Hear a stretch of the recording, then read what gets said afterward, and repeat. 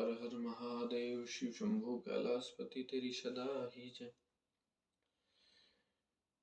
विंध्य की तपस्या।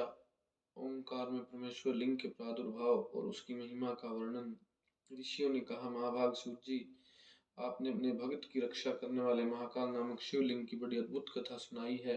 अब कृपा करके चौथे ज्योतिर्लिंग का परिचय दीजिए। ओंकार तीर्थ में सर्वपातकहारी परमेश्वर का जो ज्योतिर्लिंग है उसके आविर्भाव की कथा सुनाइए।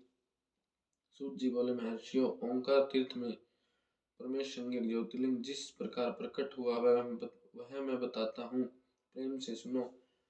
एक समय की बात है, भगवान नारद मुनि गोकर्ण नामक शिव के समीप जा बड़ी भक्ति के साथ उनकी सेवा करने लगे।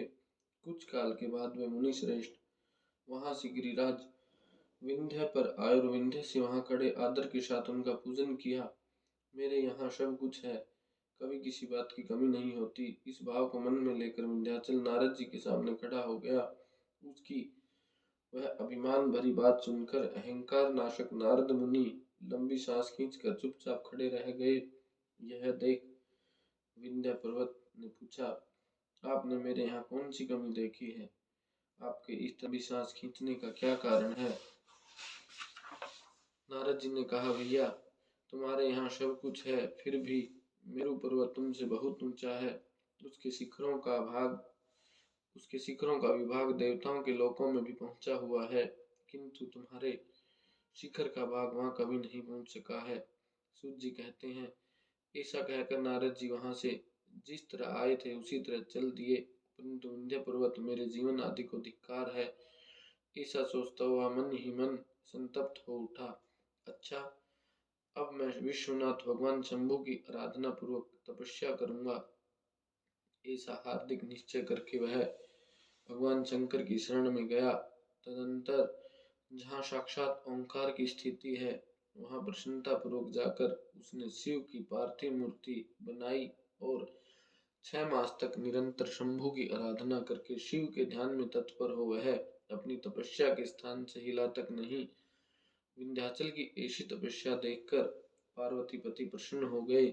उन्होंने विंध्याचल को अपना वह स्वरूप दिखाया जो योगियों के लिए भी दुर्लभ है।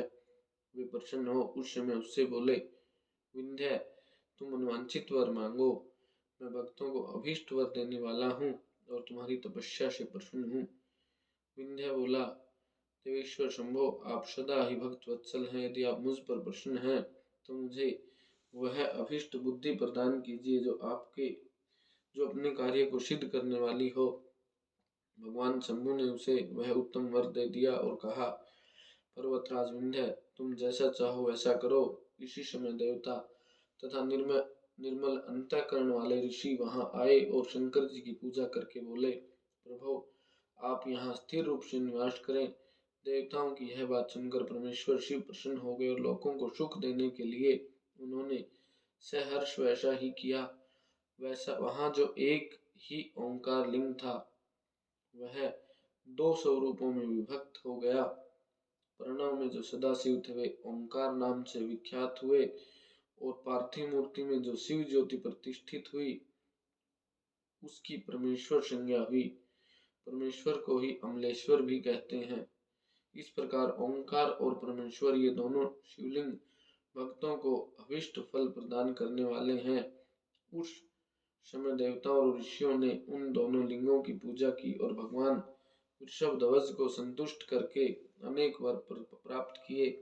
तत्पश्चात देवता अपने अपने स्थान को गए और विंध्याचल भी अधिक प्रसन्नता का अनुभव करने लगा। उसने अपने अभीष्ट कार्य को सिद्ध किया और मानसिक परिताप को त्याग दिया। जो पुरुष इस प्रकार भगवान शंकर का पूजन करता है वह माता के गर्भ में फिर नहीं आता और अपने अभीष्ट फल को प्राप्त कर लेता है, इसमें संशय नहीं है। सूत जी कहते हैं, महर्षि, ओंकार में जो ज्योतिर्लिंग प्रकट हुआ और उसकी आराधना से जो फल मिलता है वह सब यहाँ तुम्हें बता दिया। इसके बाद मैं उत्तम केदार नामक ज्योतिर्लिंग का वर्णन करूंगा। बोलो शिव शंभु भोलेनाथ की जय हो।